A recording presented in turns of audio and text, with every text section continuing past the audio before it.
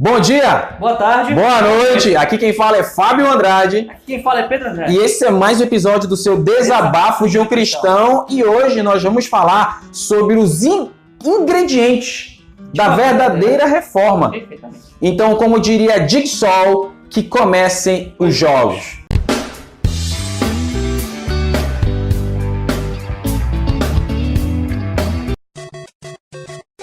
Hoje nós vamos falar sobre reformas. Não a reforma na sua casa, no seu banheiro, mas a reforma no ambiente eclesiástico. Reforma de casa é mais difícil. Reforma de casa é mais difícil, sim, é mais complicado mesmo.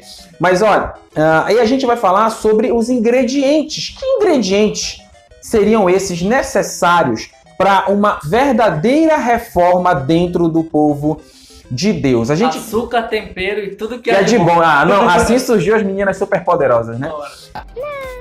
Mas aí, o que a gente pensa? Nós tivemos a reforma, as mais famosas, né? Foi a reforma protestante feita por Lutero e a contra-reforma protestante feita pela Igreja Católica. É claro que tiveram outras reformas, a gente não vai discutir, mas as mais conhecidas, ao meu entender, são essas duas. E aí a gente vai voltar aqui para o MasterChef com o Jacan e o Fogaça e a gente vai debater sobre os ingredientes. Páprica desidratada, Eu não conheço nada. Nutella, você não conhece nada disso? Terrível de cozinha. Ah, Deus é mais, Minha né? esposa é uma ótima cozinheira, mas eu... Não vou nem debater isso. Então, vamos para o primeiro ponto que nós entendemos que é um ingrediente. Nós vamos falar sobre 4 ingredientes extremamente importantes para a reforma, uma reforma da igreja, do povo de Deus, da obra.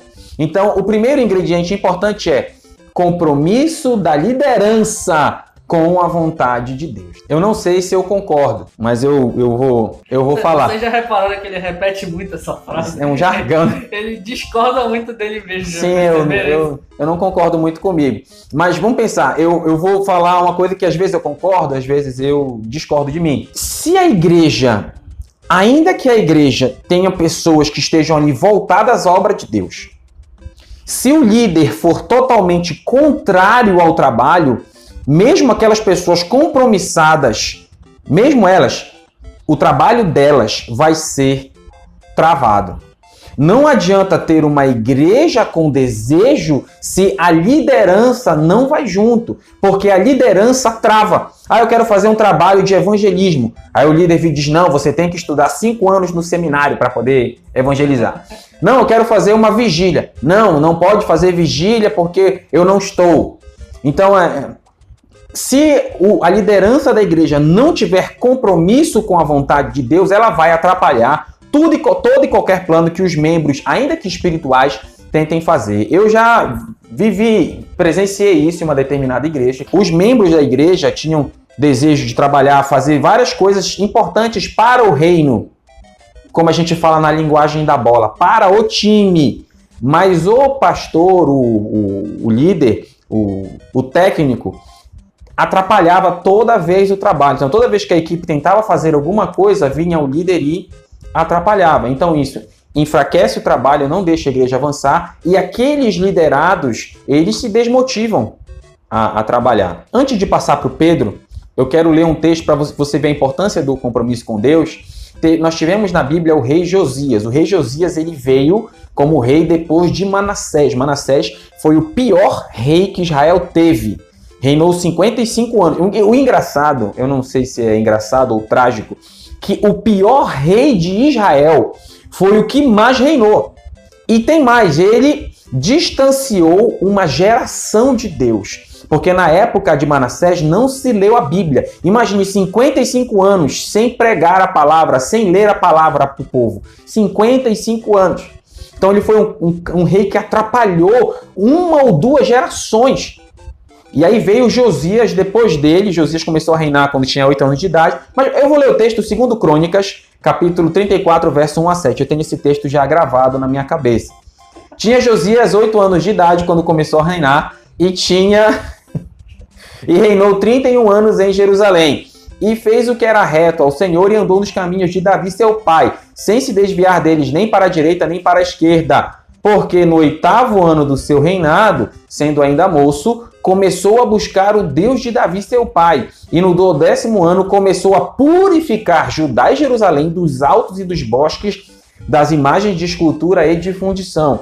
E derrubaram perante ele os altares de Baalins, despedaçou as imagens que estavam acima deles e os bosques, e as imagens de escultura e de fundição, quebrou e reduziu a pó, e aspergiu sobre as sepulturas dos que lhe tinham sacrificado.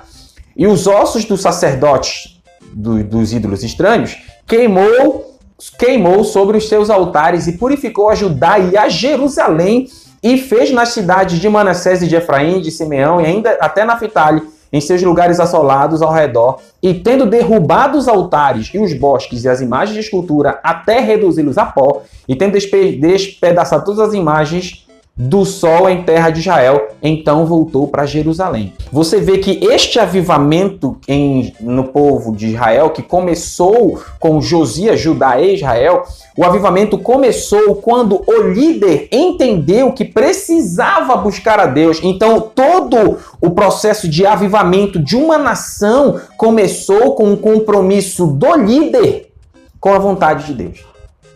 Então, se o líder da igreja, da comunidade, do templo, da basílica, seja você cristão, católico, seja você quem for, se eu e você não temos compromisso com a liderança, com a vontade de Deus, se o líder não tem compromisso, as coisas não vão andar. O primeiro ingrediente extremamente importante é quando o líder tem compromisso com a vontade de Deus. Você quer falar, Pedro? E fazendo o paralelo com a própria reforma protestante, já que a ideia veio, assim, os ingredientes de uma verdadeira reforma, obviamente veio da ideia da reforma protestante, né?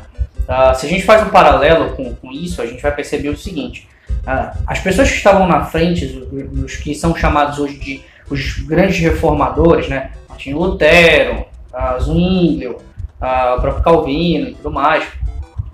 Esses que estavam na linha de frente, eles eram os que mais botavam a cara para bater. Calvino teve que fugir a vida inteira. Lutero é a mesma coisa. Porque eles se comprometeram com a reforma. Eles realmente queriam fazer eles estavam comprometidos com a vontade de Deus. Lutero entendeu que aquilo que acontecia era errado e ele se comprometeu em fazer somente aquilo que era a vontade de Deus. Em Efésios, no capítulo 5, se eu não estou enganado, diz que nós devemos não ser nécios, mas procurar com zelo a vontade de Deus. Então há uma contraposição bem clara que Paulo coloca entre ser nécio, ser burro, ser idiota, basicamente essa é uma tradução mais literal, né? Mas na linguagem de hoje dele. Mas na linguagem de hoje, existe uma diferença assim bem clara entre você ser nécio e procurar com zelo a vontade de Deus. Ou seja, se você procura com zelo a vontade de Deus, você é sábio e não nécio, nas palavras de Paulo. E também é outro texto também muito importante, né? Nós falamos no videocast anterior que nós falamos sobre lei e graça, nós tocamos ali sobre Nínive. E eu quero ler aqui o texto de Jonas capítulo 3, do verso 4 a 7, que diz assim: Começou Jonas a entrar pela cidade caminho de um dia e pregava, dizendo: ainda há 40 dias e Nínive será subvertida. E os homens de Nínive creram em Deus e proclamaram o jejum e vestiram-se de saco, desde o maior, o rei, até o menor. Esta palavra também chegou ao rei de Nínive. Ele se levantou do seu trono, tirou de si suas vestes, cobriu-se de saco e sentou sobre cinza e fez uma proclamação que se divulgou em Nínive pelo decreto do rei e dos seus grandes, dizendo: nem homens, nem animais, nem bois, nem ovelhas provem alguma coisa, nem se dê alimentos, nem bebam água. O rei de Nínive, que era a capital da Assíria, o cara se arrependeu e proclamou jejum na nação toda. Então o compromisso começou com a liderança. E a bênção de Deus, a misericórdia de Deus veio sobre Nínive por causa da postura do seu rei e do povo, guiado por um rei. Jonas não queria que Nínive recebesse o perdão de Deus, porque Nínive era a capital da Síria. A Síria levou Israel em cativeiro e a Babilônia levou Judá. Só que a Síria, ela tinha um agravante. A Síria, ela destruía a nacionalidade das pessoas, a cultura. Como eu posso explicar melhor? A Síria, ela fazia o que Alexandre o Grande fez, o processo que é chamado de helenização. Alexandre o Grande conquistava um povo e destruía a cultura que o povo tinha e ensinava e incutia, obrigava, empurrava a cultura grega. Então, esse processo de helenização que Alexandre o Grande fez era o mesmo processo que a Síria fazia, destruía a nacionalidade, destruía a cultura e colocava a sua. E os assírios eles eram tão cruéis que quando eles levavam, derrotavam um exército, um país, quando eles levavam as pessoas prisioneiras, eles colocavam anzóis na boca das pessoas, furando. Eles puxavam as pessoas pelos anzóis. Para você ver o quanto os caras eram cruéis, eles eram maldosos mesmo. Eles eram do mal. Então os ninivitas eles eram bastante cruéis. Por isso que Jonas não quis pregar a Nínive. E aí Jonas vai para Tarsis, que é a região da Espanha, querendo fugir ali da vontade de Deus. E Deus lança uma tempestade ali. E aí as pessoas começam a tirar sorte. E aí cai sobre Jonas. E Jonas explica, olha, eu sou profeta, estou fugindo. E o pessoal, o que a gente faz para acalmar a tempestade? Jonas diz, me joga na água. E aí, resumindo, é claro, a história, que a gente pode fazer, inclusive, um cast sobre Jonas, que é muito interessante. Jogaram Jonas ali e a Bíblia diz que um grande peixe, o Moby Dick, engoliu Jonas. Não! O que é engraçado? Hoje em dia, existem esses grandes peixes, existem até hoje, eles só mudaram de nome. Às vezes Deus utiliza o grande peixe, que é a doença, para nos fazer voltar. Utiliza um grande peixe, que são problemas familiares. Utiliza um grande peixe, que é perseguição. Tudo isso para nos fazer entender, nos fazer ver que temos que ter um compromisso com sua vontade. Então, a liderança, quando ela tem compromisso com a vontade de Deus, tem um provérbio romano que diz assim, initium dimidium facti, que é o começo é a metade da façanha. É um provérbio romano. Então, eu entendo que quando a liderança tem um compromisso com a vontade de Deus, já é metade da façanha. Um bom exemplo também disso dentro da própria Bíblia é a história de Esther. Exato. Né? Toda a revolução que aconteceu naquele momento, dentro da história de Esther, começou pelo compromisso da própria Esther. Ela se colocou no front, assim, vamos fazer isso, eu vou lá falar com o rei e tal. Vocês aí estejam sempre de panos de saco e tal, vamos levantar um clamor, todo mundo orando, de jejum e oração. E eu vou. E ela foi e deu tudo certo. O segundo ponto que vamos tratar agora, dos ingredientes necessários para uma reforma, é a adequada valorização da palavra de Deus. Adequada valorização. Como isso é importante. Gente, é impressionante como tem muitos cristãos que já têm 10 anos, 20 anos, 30 anos na igreja e nunca leram a Bíblia por completo. Você que está ouvindo a gente, já leu a Bíblia toda de Gênesis a Apocalipse? Você já leu? Então, tem pessoas, por exemplo, que leram o livro todinho dos 50 tons, que é um livro grosso. Uhul! Eu já vi pessoas da igreja que falaram, olha, já li os 50 tons todinho, 50 tons, mais escuro, tom de liberdade. O Game of Thrones todinho. Game of Thrones. Um monte de livro desse tamanho. Grosso, assim, né? Tem gente que lê O Senhor dos Anéis. Eu já li Senhor dos Anéis. Maravilhoso, né? Não, mas tem gente que lê, eu vou descer mais ainda. Tem gente que leu Lua Nova Crepúsculo. Nossa, que triste, velho. Lua Nova Crepúsculo. Não, tá bom, já não precisa descer mais, cara. Não precisa descer mais, não, né? Mas não leu a Bíblia. Olha, nós vivemos em um tempo de analfabetismo bíblico. Olha, hoje em dia nós temos a Bíblia no tablet, no celular, nós temos a Bíblia na internet, nós temos Bíblia no computador, nós temos Bíblia na Sociedade Bíblica do Brasil, na CPAD, que é da Assembleia de Deus, em vários locais.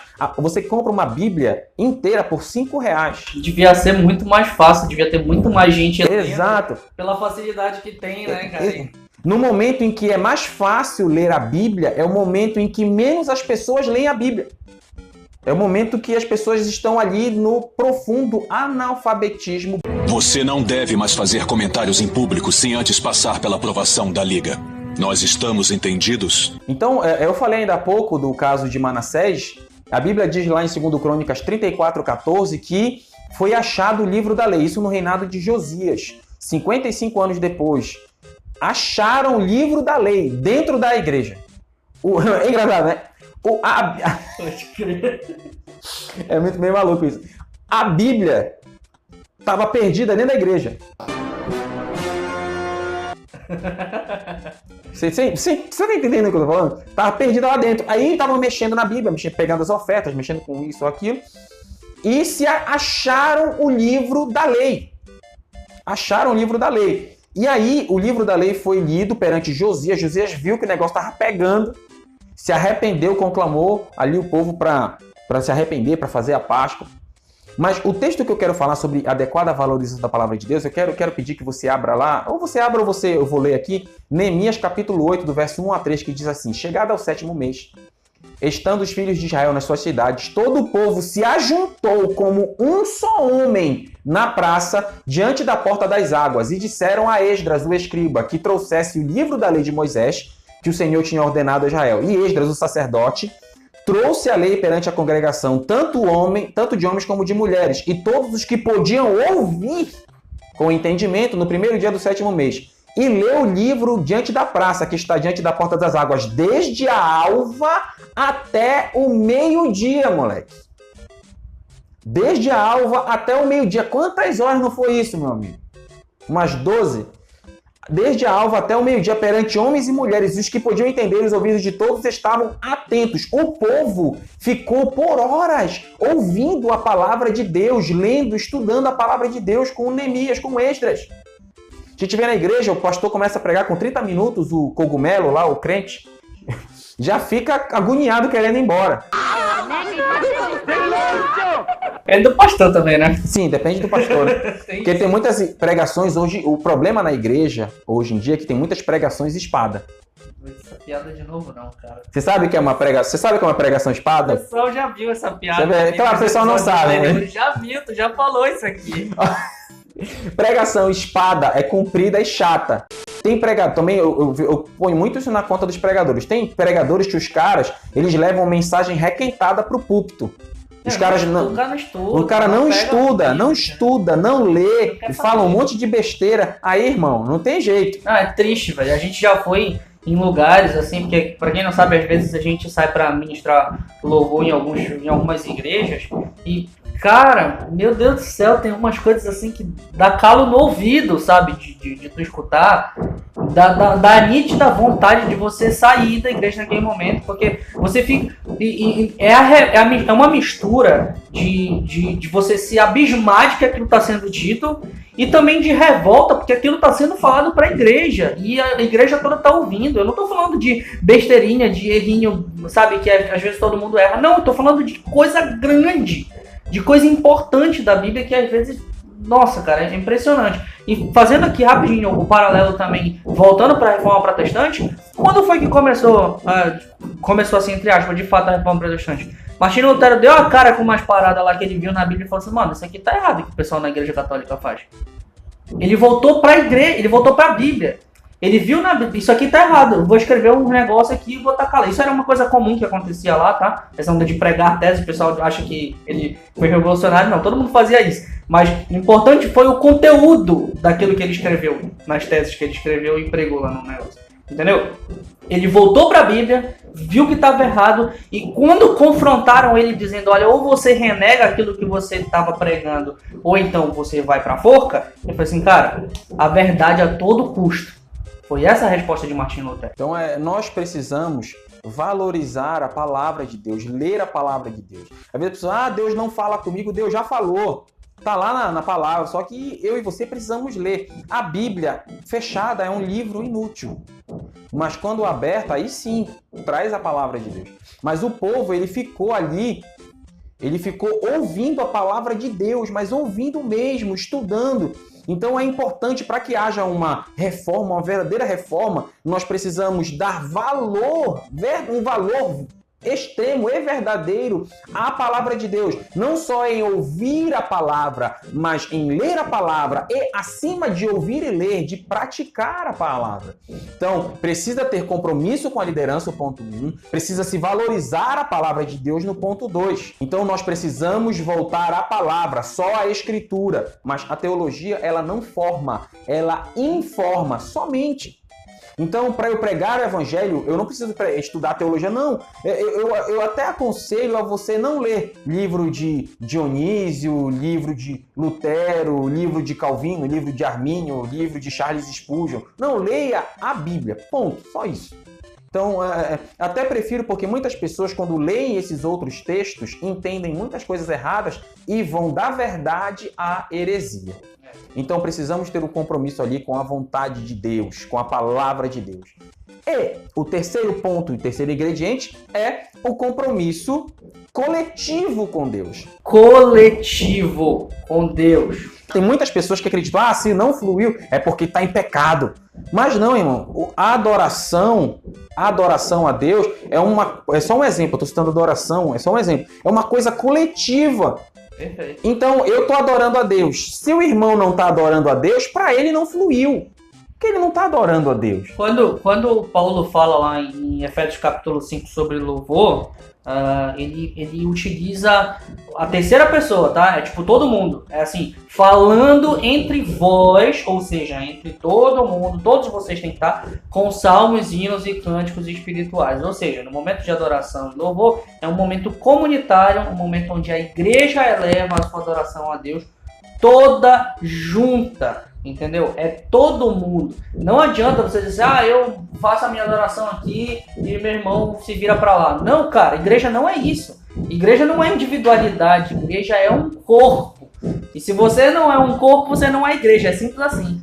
No texto que nós lemos em Neemias capítulo 8, eu li aqui no texto que o povo se levantou como um só homem. Foi um compromisso coletivo. Não é só o pastor que tem que pregar, não é só o pastor que tem que trabalhar. O pastor, em primeiro lugar, tem que ter o compromisso, mas a igreja é um compromisso coletivo.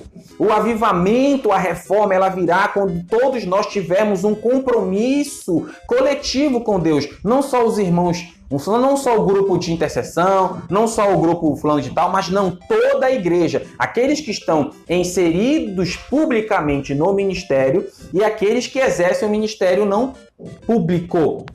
Porque também tem uma coisa que a gente precisa desmistificar. Tem pessoas, eu só estou no altar, eu só estou servindo a Deus quando eu estou lá no Ministério de Louvor, quando eu estou lá na igreja, na frente de todo mundo, quando eu estou pregando na igreja, quando eu estou cantando na igreja, quando eu estou dançando na igreja. Não, quando você está ministrando a Deus na sua célula, você é ministro de louvor, você está servindo a Deus. Quando eu estou pregando lá no meu trabalho, quando eu estou pregando lá em algum evangelismo, eu também estou pregando a palavra de Deus. As pessoas muitas vezes elas só atrelam que eu só estou no altar servindo quando estou na igreja, mas é completamente o contrário. Quando você acorda de manhã e diz assim, vou visitar o meu irmão, vou ver se ele está bem, você está servindo a Deus. O altar é o último, é a última coisa. Então, eu sirvo a Deus ali em todos os lugares, na célula, em casa, na igreja, no trabalho, e por fim, por último, é o altar. Mas todos nós temos que ter um compromisso coletivo com Deus. E o último ponto, para finalizar esse vídeo, é a restauração da verdadeira adoração. Eu adorar a Deus com os meus louvores, é eu procurar adorar a Deus com o meu tempo, é eu adorar a Deus com a minha vida, é restaurar esta verdadeira adoração. Lá em Isaías, o profeta sempre diz, com os lábios me honram, mas o coração está longe de mim. A verdadeira adoração é quando os meus lábios honram a Deus e o meu coração também honra a Deus. E essa verdadeira restauração, essa verdadeira adoração que Deus está procurando. É quando os lábios expressam aquilo que já está dentro do coração. Exato. A própria Bíblia fala, a boca fala daquilo que o teu coração está cheio. A verdade, a gente fala muito, e se ouve muito falar sobre avivamento, sobre avivamento, e ninguém sabe dizer. Me pergunta para uma pessoa assim que fala muito de avivamento, e a galera acha que avivamento é o pessoal se jogar no chão e rodopiar e falar em línguas estranhas e só tudo mais. Cara, avivamento, presta atenção, a palavra avivamento vem de trazer vida novamente. É de você trazer a vida a alguma coisa que está morta. É simples, entendeu? Então, quando a adoração, quando o teu coração está morto diante de Deus, ele é avivado no momento em que você reconhece que você está morto diante de Deus. Quando você reconhece os seus pecados e se arrepende dele. E traz de volta a adoração verdadeira a Deus, que é a sua vida entregue diante do altar. Isso é avivamento. Não tem nada a ver com rodopio, não tem nada a ver com reteté. Não tem nada a ver com absolutamente nada disso. Independente se você acredita ou não nessas coisas, nós aqui com certeza não acreditamos e a gente pode até fazer um vídeo posteriormente sobre isso, mas não é isso que é avivamento. Avivamento é a sua vida diante do altar de Deus. Eu até abri um parênteses, eu acho que a gente tem mais ideia de vídeo quando a gente está gravando do que quando a gente está fora do ar discutindo sobre isso. A gente precisa procurar ideias de vídeo assistindo os nossos vídeos. É verdade, é verdade. Então, nós temos esses 4 pontos: compromisso da liderança com a vontade de Deus, dar o verdadeiro valor à palavra de Deus, tá? Nós temos o compromisso coletivo com Deus e restauração da verdadeira adoração. Esses são os 4 ingredientes que, quando colocados em prática, eu tenho certeza absoluta que vai vir sobre todos nós, sobre toda a minha igreja, sobre toda a sua igreja, sobre a minha cidade, sobre essa cidade, sobre esse estado, sobre esse país, vai vir a verdadeira reforma, a reforma mesmo, a reforma que está lá no coração de Deus. Então pense nesses 4 ingredientes, fale sobre eles, procure restaurar, colocar em prática esses ingredientes na nossa igreja, na nossa realidade, não é fácil. Não é fácil. Não é fácil. Então Deus hoje nos desafia a procurar colocar em prática na nossa vida e procurar incentivar as pessoas que estão ao nosso redor a colocar em prática esses 4 pontos, esses 4 ingredientes aí, para que a verdadeira reforma aconteça na nossa vida, na nossa igreja, no nosso país. Que quem fala é Fábio Andrade, e a reforma que está no coração de Deus para acontecer depende de mim e de você. Quem fala é Pedro Andrade, e peça o verdadeiro avivamento de Deus para sua vida. Valeu, não se esqueça de curtir o nosso vídeo. Se você é novo no canal, você se inscreve e ativa as notificações. E até domingo que vem com o próximo episódio do Desabafo de um Cristão. Muito obrigado mesmo e valeu.